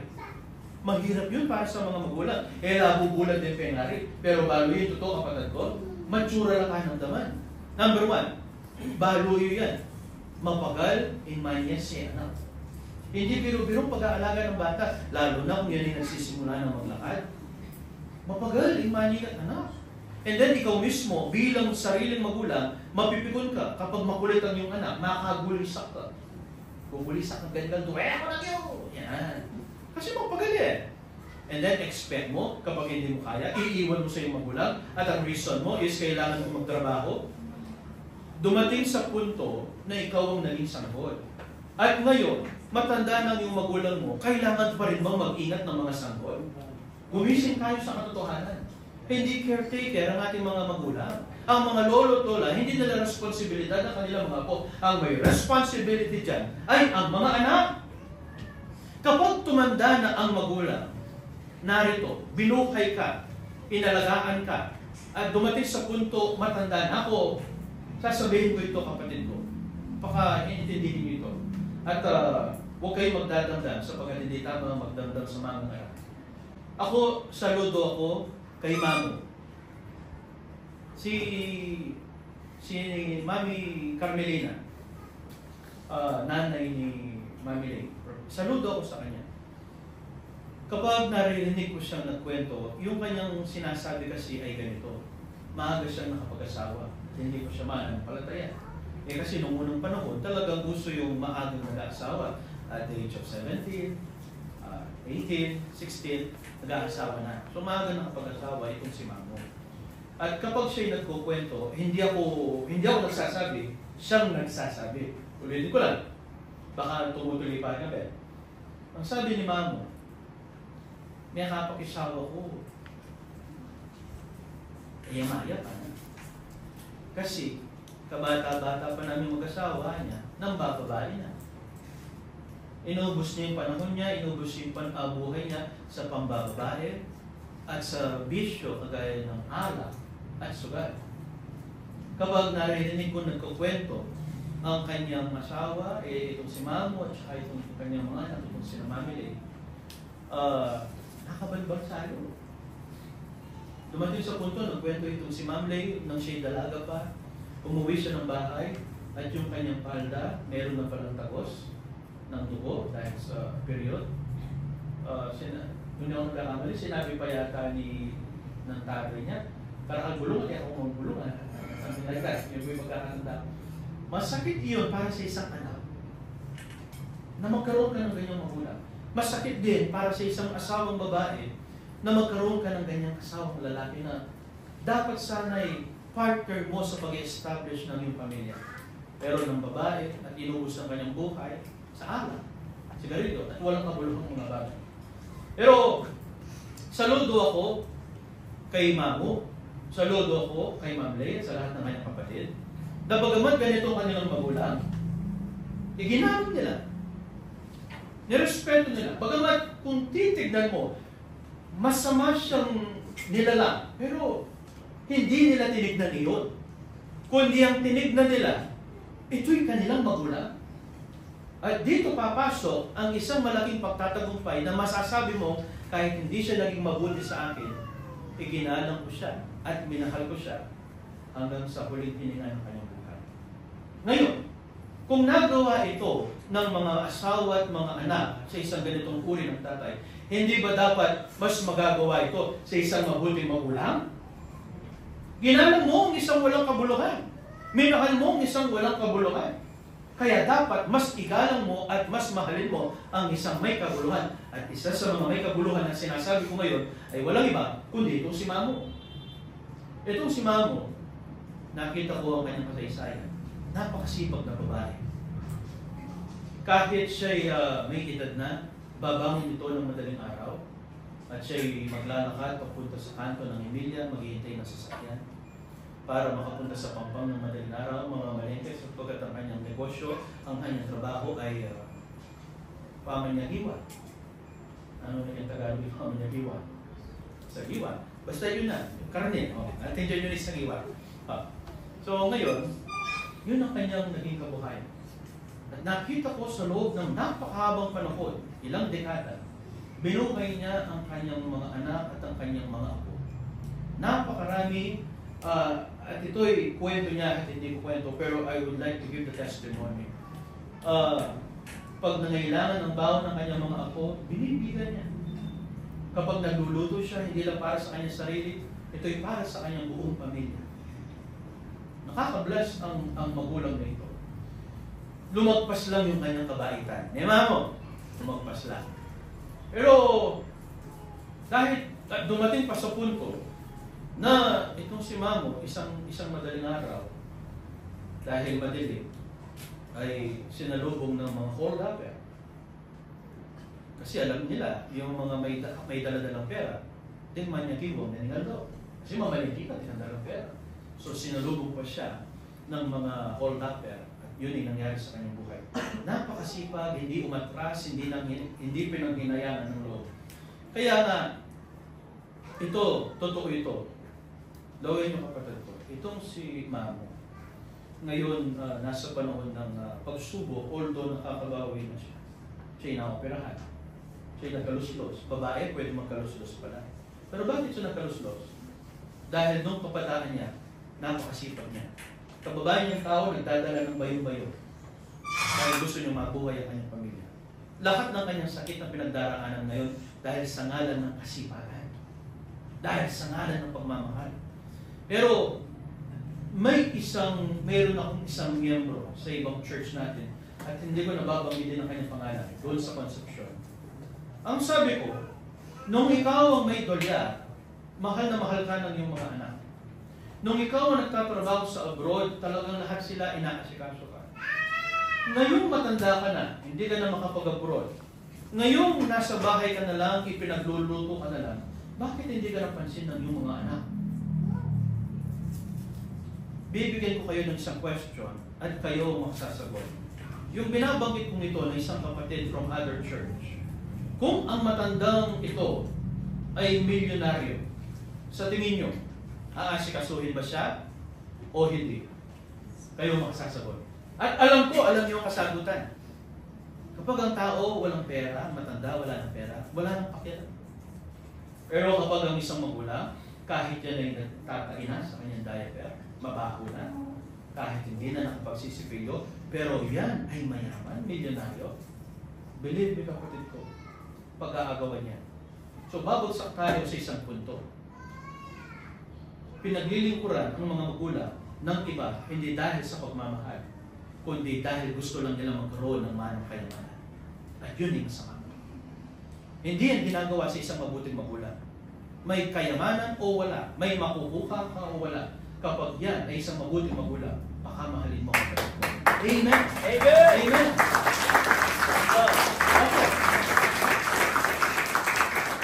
Nagtatanong po ako pag ipaliwanag. Ano po? Kumusta naman po yung nagkaanak sa ibang babae tapos pinamigay? Alam mo yung sasabi niyo doon sa may kumuha nagalaga, tinapos sa iba, inalagakan. Opo. Lumaki. Sino po yung pinangalagaan yung bata pero yung tatay, tinapos lang niya, pinamigay? Ano masasabi mo, Pastor? Sino ituturing niya magulang? Ang kikilalanin kong magulang kung ako po nasa ganong kalalagay, yung nagparuga sa akin. Kasi ang pagiging magulang, hindi yan nakabase lamang kung sino naglabas sa iyo dito sa lupa. Ang totoong pagiging magulang, kung sino talaga nagmahal at nagparuga sa iyo, yun ang totoong magulang. So yung pong salita ni Lord na mahalin mo yung magulang, so ibig sabihin nito, yung gumawa ng bata at tinapon, hindi siya talaga magulang. Hindi talaga siya magulang kasi hindi niya ginawa at kinilala ang kanyang pagiging magulang. Thank you po. Nakalulungkot pero marami ganyang kaso. Marami ganyang kaso. Hindi nila kayang panindigan ng kanilang pagiging magulang. Siguro, hindi na lagi galang. Opo, i-respeto, hindi pagsasalitaan ng masama. Kagaya po na nga sinasabi kanina, itong sila Mamle at sila magkakapatid, nirespeto at minahal pa rin nila ang kanilang tatay kahit hindi siya nangarap ng maganda para sa kanila, hanggang sa huling hininga, pinakita nila ng respeto. Yes. Kaya nga itong mga kagaya ng Mamle, ito yung magmamana ng mahabang buhay at hindi lang mahabang buhay. Kasi hangin mong mahabang buhay kung magdurusa ka na, mahabang buhay na kakambal ang kagalakan at kasaganahan. Yun ang pangako ni Lord eh. Pero ibabalik ko sa ating topic bago tayo magtapos, darating sa point na may mga Kristiyanong papipiliin. Kapag hindi ka sumunod sa akin bilang iyong magulang, puputulin ko ang sustento mo. Hindi ko na kayo padadalhan ng pera. O kaya, mayroon silang mga pinapaaral o kung ano pa, pagbabantaan ng mga anak sa kanyang kalalagayan. Iba-blackmail sa pamamagitan ng mga anak o mga apo. May ganyang kaso in the Bible. May ganyang kaso. Pakinggan niyo ang sasabihin kong ito. May talagang magkaibigan. Ang pangalan niya ay David. Itong si Jonathan. Itong si David, hindi pa siya hari. At ang hari sa kasalukuyang panahon yun ay itong si Saul. At itong si Hari Saul, meron siyang anak. Ang pangalan ng kanyang anak ay Jonathan. At itong si Jonathan at itong si David ay naging totoong magkaibigan. Pero itong si Saul, ilang beses niyang pinagtangkaang patayin itong si David. Pero nagkaroon din ng pagkakataon itong si David na gumanti kay Saul, pero hindi siya gumanti. Kasi nga, alam niya ang batas ng Diyos. At ang batas ng Diyos ay ito, do not touch the anointed. Kahit masama ang kanyang ginagawa, look at that. Si Saul, pinapatay na itong si David, pero hindi pa rin gumaganti si David. Kasi nga, do not touch the anointed. At ang batas ng Diyos sa bagay na yun, nangyari din kay Moses. Si Moses, ang turo niya, ang utos ng Diyos, huwag kayong mag-asawa ng hindi Israelita. Bawal. Pero si Moses, nag-asawa ng hindi Israelita. Isang babaeng Kusita, sa English Bible, Ethiopian. So, galing ng Central Africa. So, hindi siya Hudyo. Nag-asawa siya. Pero nananatili yung batas ni Lord. Kasi kahit magkamali yung lingkod ko, gagawa yan ng hindi tama, wala kayong karapatan na magsalita laban sa kanya. Ako ang bahala sa lingkod ko. Yun ang batas ni Lord. Nagsalita itong kapatid ni Moses, si Aaron at saka itong si Miriam, pero konti lang yung pagsasalita nila, hindi naman takasan eh. Hindi naman sinabing, di ba utos ni Lord? Di ba utos mo? Bawal magsawa ka, ikaw nag-asawa ka. Hindi man takas ang pananalita eh. Nag-usap lang sila ng solo. Itong si Miriam at si Aaron, doon sa kanilang toldan, sabi nila, hindi ba nagsasalita din sa atin ang Panginoon? Yan. Hindi ba nagpapahayag din sa atin ang Panginoon? Ganun lang kasimple. Hindi takas ang pagsasalita. Pero narinig yun ni Lord. At kaya ipinatawag sila, bumaba ang Panginoon sa pamamagitan ng isang gulap sa kanyang tolda at ipinatawag sila. Nang sila ipinatawag, isang salita ni Lord, bakit hindi kayo natakot magsalita sa aking lingkod? Bakit kayo pumitakutan na? Ganun na kasimple. Hindi rough, hindi takasan. Pero ang sabi ni Lord, bakit hindi kayo natakot? At nang lumabas itong si Miriam, puno na siya ng ketong na kasing puti ng niebe. Wala pa akong nakitang ketong na kasing puti ng snow. Wala. Pero ginawa yun ni Lord. Kasi nga nagalit siya. Itong si David, napakabuti niya. Pinapatay na siya ni Saul. Pero yung anak ni Saul, itong si Jonathan, yung kanilang pagiging magkaibigan, actually ang sumpaan nila sa kanilang kaluluwa. Na kapag sila'y wala na sa mundong ibabaw, yung kanilang pag-iibigan, mananatili hanggang sa kanilang mga anak. May mga ganyan. Momento ba't kang paring Ronald, ako itong dati ng kaluluwa, kasi may ako yan in church. So may putol.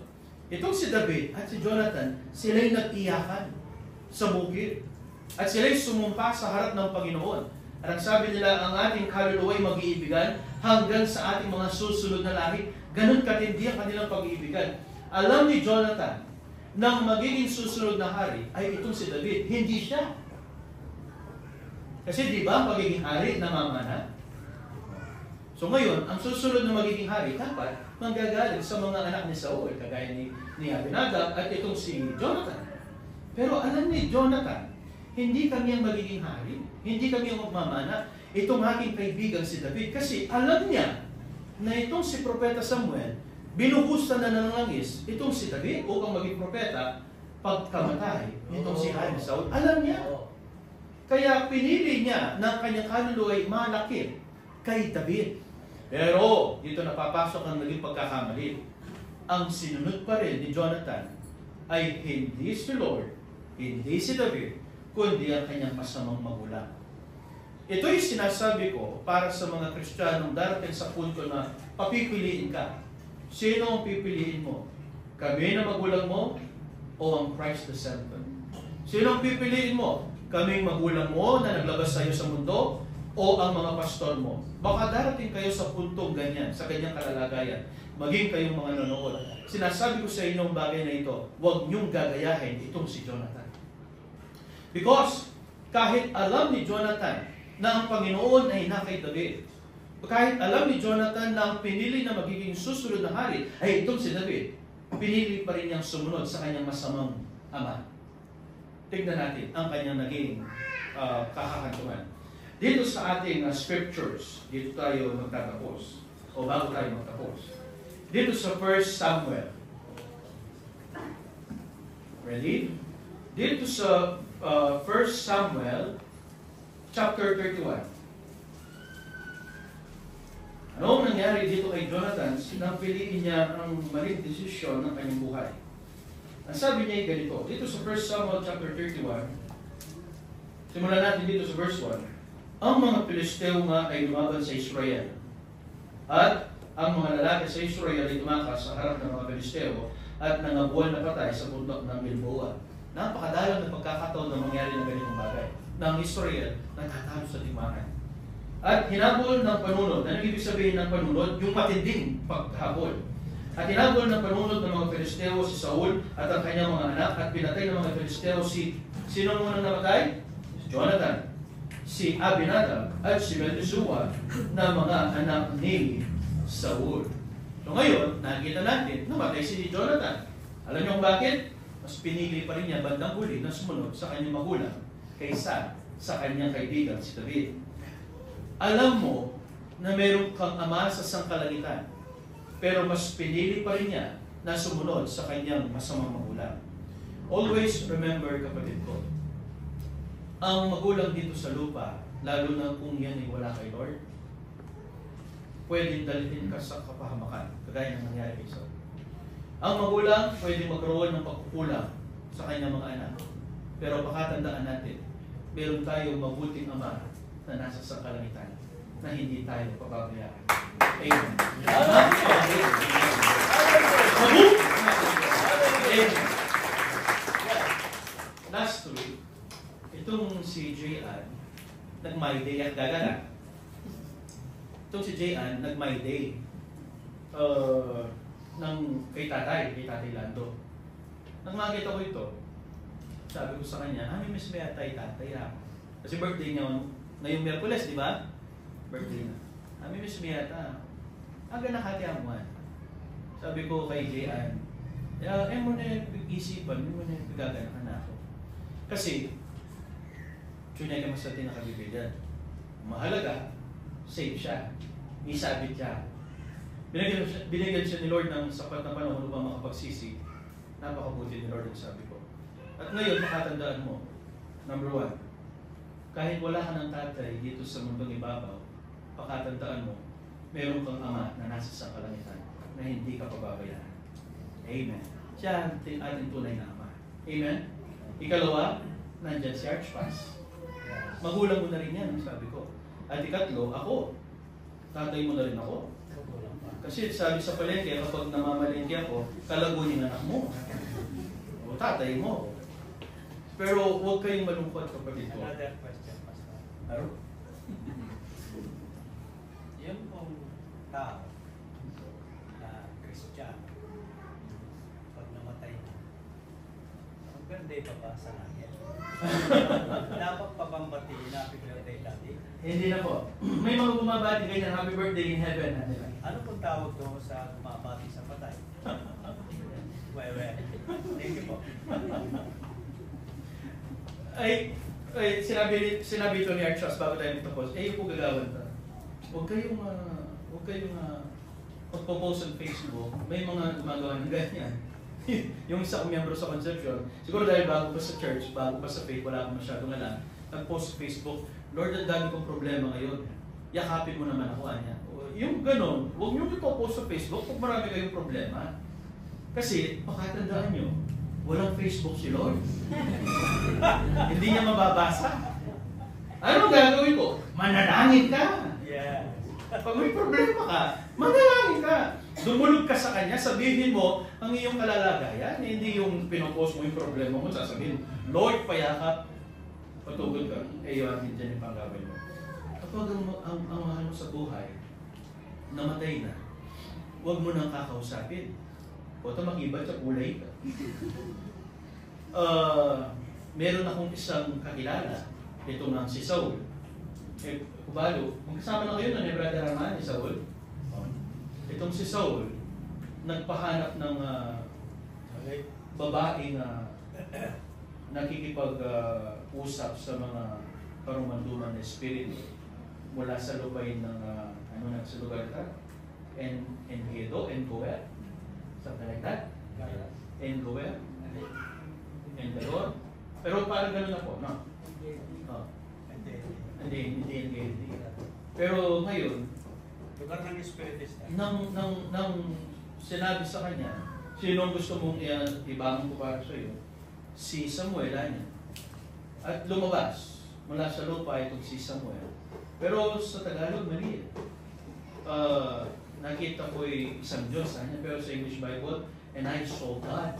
So nakal lang in English Bible. Pero nang dumating itong patay, dahil kinausap nga niya, sinabi nang namatay itong si Propeta Samuel, bukas niya, sa ganitong oras, makakasama mo na ako. Ibig sabihin, mamamatay ka na. Kaya yung pakisabihin ng mente, puting sabihin na dito, next week, akayabe mo na ako. So huwag nyo sasabihin, huwag nyo kakausapin ng mga patay, I miss you, namimiss ko yung panahon na holding hands tayo, huwag akayabe mo bukas. So huwag nyo kakausapin ng mga patay. Amen? Huwag nyo silang ipagse-celebrate ng 40 days. Wala sa Bible ng 40 days. Si Lord lang ang nag-stay ng 40 days dito sa lupa. Ang isang tao, pag kamatay niya, dire-diretso na yan sa paghatol. Kapag yan ay namatay, na matuwid sa harapan ng Panginoon, siya iaakit sa sangkalangitan, ihahatid ng mga holy angels, at pagkatapos matutulog somewhere in heaven, gigisingin sa panahon ng rapture. Kapag yan ay hindi matuwid, hindi talaga naging matuwid sa harapan ni Lord, so siya ihahatid. Kasi yun ang nagamit ng term in the Bible, at siya inihatid. So talagang ating taga-sundo, ating tagayatan, siya inihatid. Iyan kung hindi matuwid, ihahatid yan sa kaparusahan ng impyerno. At walang bumabalik na patay, sabi ng banal na kasulatan. Actually, yung pupunta ka sa sementeryo, yung magpipiknik kayo sa sementeryo, halimbawa, death anniversary, magte-tent kayo sa sementeryo, maghahandaan kayo, magdadala kayo ng kanyang baon, reunion, kumbaga, bawal yun yung Bible. Hindi kayo dapat nakasulat sa aklat ng Propeta Isaias at sila'y kumakain sa mga punto, danya, sila'y nagsasama-sama. Bawal sa atin yun. Maging matalino tayo bilang mga Kristiyano. Amen? Ibalik po sa ating pag-aaral bago tayo matapos, namatay itong si Jonathan. Kaya sabi niya dito sa verse 6, gayon namatay si Saul at ang kanyang tatlong anak at ang kanyang tagadala ng sandata at ang lahat ng mga lalaki ng araw na iyon na magkakasama. Bakit? Kasi pinili niya ang isang wicked father, masamang magulang. Pero tayo bilang mga mananampalataya, sa ating kalalagayan ngayon, kapatid ko, definitely masasabi natin ang ating Diyos ay isang napakabuting Diyos. Amen! Tignan natin. Kalapatan natin ng Panginoon. Thank you, Lord. Psalms 100, dito tayo magtatapos sa ating teksto. Ready? Psalms 100, page 901. Psalm chapter 100. Awit 100. Kapitulo 100. Ganitong nasusulat, talatang 1. Ready? Magsingkaw. Verse 1. Magkaingay kayo ng may kaganapan sa Panginoon, kayong lahat na lupain. Kaya nga bawal sa ating manang malungkot eh. Amen. Ano sabi ng kapahayagan kanina? Huwag kayong malungkot, bayan ko. At yung ba malungkot kayo niya? Tanungin natin yung katabi, malungkot ka ba? Meron. Alam ko meron. Kasi po nakayag eh. Hindi sasabihin ni Father God ng isang bagay kung wala ko eh. Kaya may pinapaabot si Lord. Huwag kayong malungkot. Huwag niyong isipin ang inyong kabuhayan. Mag-focus tayo kay Lord. Huwag mong isipin ang iyo, kung ano pa man yan, na gumagambala, problema, suliranin, sakit at karamdaman, kalimutan mo, huwag kang malungkot. Mag-focus tayo kay Lord. Nasa Kanya lahat ng katugunan. Amen? Magsaya tayo. Itong mga alagad ni Lord, sinabi niya, dumating sila, at sila'y tuwang-tuwa. Then nag-report sila kay Lord, Lord, masaya kami because nakapagpalayas kami ng mga demonyo. Ayan. Sa iyong pangalan, nagpalayas kami ng mga demonyo. At pagkatapos, yung isa nagpatotoo, ang sabi ng isang alagad. At nakita ko sa isang pangitain, itong si Satanas, ibinagsak mula sa kalangitan, nakagaya ng isang dumi. Ayan. Nakita nila ang mga bagay na iyon. Tuwang-tuwa sila nag-report kay Lord. Pero may sinabi si Lord, huwag kayong matuwa sapagkat kayo nakapagpapalayas ng mga karumal-duman ng Espiritu. Magalak kayo sapagkat ang inyong mga pangalan ay nakasulat sa aklat ng buhay. Ngayon, ang tanong ay ito, ang ating ba mga pangalan? Ang iyong pangalan, ang aking pangalan, ang ating mga pangalan, ito ba'y nakasulat sa aklat ng buhay? Ulitin ko, nakasulat ba ang ating pangalan sa aklat ng buhay? Sumagsaya tayo! Yes! Sapagkat may buhay tayo, walang hanggan. Amen! Masaya ka ba, Ken? Masaya ka ba, Gil? Kahit wala si Jersey, masaya ka? Oh. Yan ang isang Kristiyano. Rejoice! Kasi ayaw ni Lord ang nalulungkot. Lalo na kapag umaharap tayo sa Kanya. Salamat, Ginoo, may bagong kumabiyay ngayon nga ba kayo? Salamat po, Ginoo, may dyan na ako na namang pagkakataon para apurin na kanasamba at agulis sa queen kaya kang gagandahang loob na magpakailan pa man. Amen? Salamat, Lord, na kahit wala na akong ama, wala na akong ina dito sa lupa, ikaw ang aking magulang at asawa pa kita. Sabi ng Bible, salamat po sa iyong kabutihan. Napakabuti ng ating Diyos. Yeah. He is a good Father. Yeah. Amen. Thank you. Kung nagawa natin mahalin ang mga magulang na may pagkukulang, may shortcomings, pagkukulang, nagawa natin silang respeto, higit sa lahat, mas marapat natin mahalin ang ating Diyos na walang pagkukulang. Verse 2, mga lingkod kayo ng may kasayangan sa Panginoon. Kayo bang mga Levita? Masaya pa ba kayong naglilingkod sa Panginoon? Hindi sa napipilitan? Baka sabihin na rin pengaryo, kapag ako kasi tiniti, kapag ako hindi ako umawit, pagagalitan ako, papaluin ako. Huwag ganon. You serve the Lord dahil mahal natin siya. Dahil alam natin ang ating pinaglilingkuran ay isang good Father. Amen? Hindi yung sasabihin natin kagaya ng ating mga naging mga magkawa. Ay, totoo, no? Kamulala. Excuse me. Pero totoo, mamangla.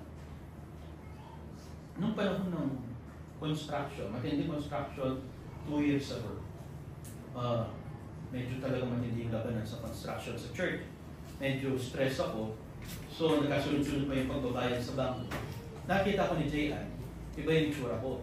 So, sabi niya sa akin, okay niyan, mag-relax ka pa, di ako bahala na. Mamasyal tayo ng Baguio kahit balikan lang. So, dala na Baguio para mag-relax. Walang pasyal-pasyal. Basta nandun ka lang. Alam ni J.I. kasi yung gusto ko nasa ilalim ng mga puno. Pag nakakita ka ng puno, malamig, nagkakapi ka, masaya na ako. Ganun na, simple. Jadi, mararelax ko. Biglang tumunog ang cellphone ko. At ang sabi niya, Pastor, magre-resign ako sa pagiging worship leader. Kaya may relax. Problema. Then, bakit ang sabi ko?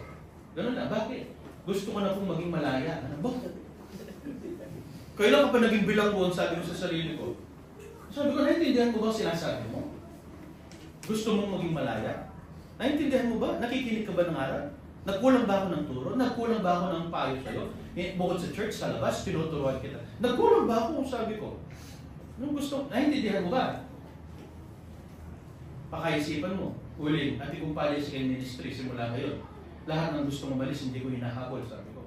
Kasi para sa akin, kapag ayaw mo na mag-serve kayo, hindi ka dapat pilitin. Kasi nga, sa puso mo, ayaw mo na bakit pa kita pipilitin? O, pag bumalik ka, napilitan ka lang, hindi ka na rin katanggap-tanggap kay Lord. So, ayaw ko ng gano'n. No negotiation ng gano'ng bagay. Opo, nabuo na decision ko. Sige, bahala ka, sabi ko. Simula ngayon, tanggal ka na sa music, ang sabi ko. Gawin mo yung gusto mong gawin mo. Pero sasabihin ko sa iyo, kapahamakan na nasa labas. Eh, masasabot pa, kaya wala pa rin. Pero kayo, kasi yung hinahanap nila, love life. Dadahilan da, ala kasing pogi in church. Uli na sabi, masura lang ang kimets. Uy, ba't yun? What? What? Totoo. Kayo, pagbibilinan ko kayo, maglingkod ka kayo kay Lord, kahit wala tayong allowance, kahit wala, darating araw, gagantihan tayo ng Panginoon. Pero ang pinakamahalaga ay ito, maglingkod tayo ng may kadalakan. Amen? Kayong lahat, last week, nagsabi si Archpas, kayong lahat na naglilinis ng mga banyo. Kayo naglilinis sa church, nag-aalaga ng mga halaman, lahat kayo pakapakinggan nyo ito. Kahit minsan nahihirapan kayo, pagod kayo sa inyong kabuhayan, and still you go to the church to serve the Lord, gawin nyo pa rin ang may kadalakan. Sapagkat yan ang ating list na magagawa sa ating napakabuting Diyos na nasa sangkalangitan. Ulitin ko, 2. Mangaglingkod kayo ng may kasayahan sa Panginoon, magsilapit kayo sa kanyang harapan na may awitan. 3. Alamin ninyo ang Panginoon ang siyang Diyos. Siya ang lumalang sa atin. Amen. At tayo'y Kanya. Amen. Tayo'y Kanyang bayan. Amen. At ang tupa ng Kanyang pastulan. 4. Magsipasok kayo sa Kanyang pintuang daan na may pagpapasalamat. Kaya nga baliw, kapatid ko, every time napapasok tayo sa pintuang yaon, bukod dito sa pintuan dito sa main building, yung pintuan pa lang dyan sa terrace, magpasalamat na tayo kayo. Kapag naguhulog kayo ng inyong kaloob dito sa harap, magpasalamat tayo. Lord, salamat po. Nagawa ko ang karampatan. Lord, salamat po. Binigyan mo ko ng kakayahan upang ako'y makapagkaloob. Pag pumapasok ka sa pinto, Lord, salamat po. Kagalakan ko na muling makapasok sa iyong tahanan. Naunawaan mo ba natin? Lahat dapat ipagpasalamat because may mga gustong magsipasok pero hindi na sila binigyan ng pagkakataon. Magsipasok kayo sa kanyang pintuang daan na may pagpapasalamat at sa kanyang looban na may pagpupuri. Magpasalamat kayo sa kanya at purihin ninyo ang kanyang pangalan. Last verse. Bakit natin kailangan gawin ang lahat ng iyan? Bakit natin kailangan magpuri? Bakit natin kailangan magpasalamat? Bakit natin kailangan maghain? Sinagot ng verse 5. Sapagkat, tayong lahat, samahan po ninyo ang malakas, tayong lahat, verse 5. Sapagkat ang Panginoon ay mabuti. Say Amen. Ulitin natin, malakas. Sapagkat ang Panginoon ay mabuti. Amen. At ang kanyang kagandahang loob ay magpakailanman at ang kanyang pagtatapat ay sa lahat ng salin-salin tayo. Father, love you, yes, Father. Father, we adore you, we praise you, we give thanks to you. Thank you for being so good. Thank you, Father. Thank you, Father.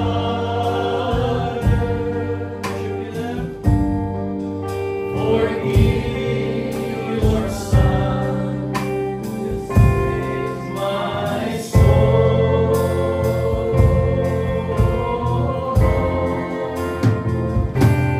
Thank you, Father.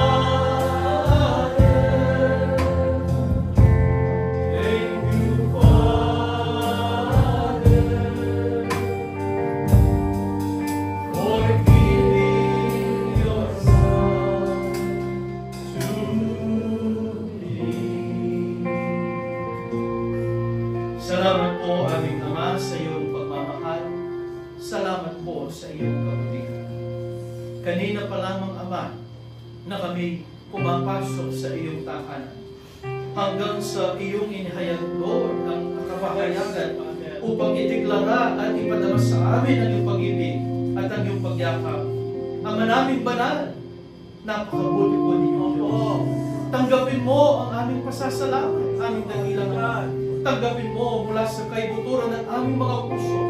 At ngayon, dinideklara namin, Father in heaven, we love you with all of our hearts. We love you with all our soul. And we love you with all of our strength. Salamat po. Walang sapat na salita, walang sapat na anay ang maaaring tumumbas sa iyong pag-ibig at sa iyong kabutihan. Ngunit sa aming kakayahan, ibinibigay namin ang aming pagpupuri, ang aming pagkilala, at ang aming pasasalamat sa iyong kabutihan. Indeed, Heavenly Father, you are a good, good Father. Salamat po. At darating ang araw, makakasama ka namin sa iyong kaharian. Makakasama ka namin sa bagong Jerusalem. At kami maglalakad at mamasdan ang mukha ng dakilang Diyos na nagpakita ng kabutihan sa saling-saling lahi. Mula sa pinakaunang nilalang hanggang sa pinakahuling isisilang dito sa sakalupaan at sa lahat ng iyong pagpapakitaan at makakaranas ng buhay na walang hanggan. Salamat po, Ama, sa iyong kabutihan na magpawalang hanggan. We praise you, we love you, we honor you, and we exalt you in our lives now and forevermore. Tanggapin mo po ang taus-pusong pasasalamat ng bawat kaluluwa na kumikilala sa iyong kabutihan mula dito sa Christ the Center. At ngayon, idinideklara namin lahat patuloy, tayong lahat, we love you, Heavenly Father. We love you, Heavenly Father. We love you, Heavenly Father. Salamat po sa iyong pag-ibig, aming dakilang Ama. At salamat din, Panginoon Jesus, at salamat po, Banal na Espiritu. Ngayon, ang iyong bayan patuloy mong yakapin at patuloy mong pagpalain sapagkat kami lahat ay patuloy na maglilingkod at gagawin namin ang mga bagay na makapagpapasaya sa iyong puso, aming dakilang Ama. Sa simpleng pasasalamat ng tao, ang aming mga puso ay naaantig. Gaano pa kaya ang aming dakilang Diyos na sa tuwing araw aming pinasasalamatan, na sa tuwing araw ay aming nilalambis sa pamamagitan ng matatamis na pananalita, sa pamamagitan ng pagdedeklara ng aming pag-ibig para sa Kanya. Salamat po, aming dakilang Ama. Salamat, patuloy mo kaming ginagamit sa iyong kaharian, at salamat, patuloy mo kaming binibigyan ng pagkakataon upang tumayo at maglingkod sa iyong santuario.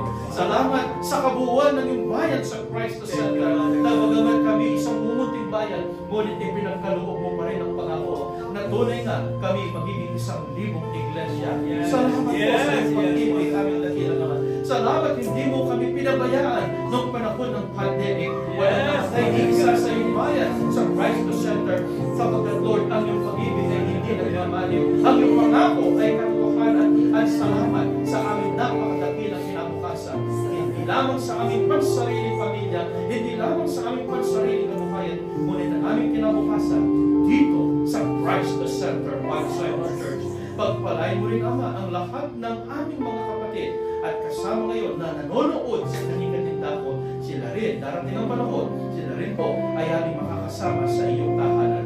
Purihin ka, sambahin ka ngayon at sa magpawalang hanggan. At bilang pasasalamat, Ama, narito po, kinikilala namin ang iyong kabutihan as a good, good Father. At ngayon, ang aming mga magulang dito sa church, ang aming mahal na Archpastor, at ang mahal na propetisa, pagpalain mo po sila. Sapagkat bilang mga nakakaunawa, kung aming mamasdan ang kasalukuyang kalalagayan ng Kristyanismo sa Pilipinas at sa iba't ibang panig ng mundo, halos, Lord, halos naligaw na.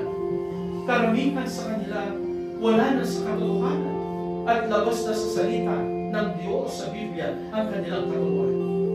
Samantalang sa dahon nito'y kami iyong pinagkalooban ng mga tagapagturo, ng mga magulang sa Panginoon na nag-aalaga sa amin, na nagtuturo sa amin, na nagtsatsaga sa amin, na lumilingap sa amin. Salamat po, Ama, pinagkalooban mo kami ng mga lingkod na mula sa iyong puso. Pagpalain mo ang aming Archpastor at ang mahal na propetisa. Ang iyong ganti ay hindi hihiwalay sa kanila, kundi higit pa ang kanilang maranasan na pagtatagumpay. Sapagkat, Lord, kung paano nangyari sa mga sinaunang lingkod ang kanilang dakilang karanasan, higit sa aming kapanahonan naman. Salamat po sa iyong pag-ibig. Napakapalad namin. Meron kami mabuting Diyos sa kalangitan at meron kami mabuting magulang dito pagdating sa iglesia nito. Ano pa ang aming gagawin? Kundi ikaw ay aming purihin, pasalamatan bilang pagkilala sa iyong walang hanggang kabutihan. Salamat po, aming dakilang Ama. Salamat po sa pagiging good, good Father sa iyong bayan at sa bawat isa sa amin. Kaya naman iyong papuri pasasalamat ngayon at sa magpawalang hanggan. Bawat isa na kumikilala sa pagkakaroon ng mabuting Diyos sa sakalangitan ay magsabi na, Amen. Amen. Amen.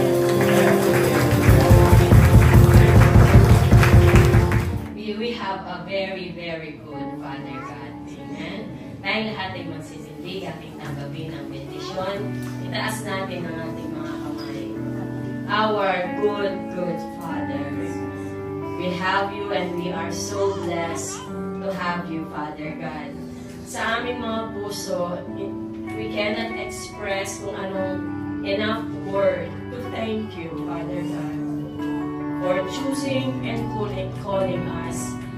Napakapalad namin to have a Father like you. Dakila kang magmahal, kay buti ng iyong plano at gagawin sa lahat ng nagmamahal sa iyo. Bayan ng Diyos, kung paano sa bawat linggo tayo'y dumadako, natatanggap natin ang pagpapala ng ating dakilang Diyos sa kanyang tahanan sa dakong ito. Patuloy nating tanggapin sapagkat higit siyang maligaya. Lagi niyang sinasabi, higit siyang maligaya na makita tayong maligaya. Nasa magandang kalalagayan, puno ng ligaya, ng kapayapaan, at higit ang buhay na dulot niya sa pamamagitan ng kanyang bugtong na anak. From the bottom of our hearts, Father God, we love you. We love you, Lord Jesus. We love you, Holy Spirit. Thank you for everything. Thank you, Lord. Thank you, Father God. Patuloy nating tanggapin ngayon, bayan ng Diyos, ang kanyang walang hanggang pagpapala, ang kanyang pag-iingat, ang ligayang dulot niya, ang kayamanang dulot niya, ang kapayapaan, at higit sa lahat, ang buhay na dulot ng ating dakilang Diyos Ama sa pamamagitan ng kanyang bugtong na anak, our Lord and Savior, Jesus Christ, at sa patnubay ng banal na Espiritu, ating tanggapin ngayon at magpakailanman. Amen. Amen.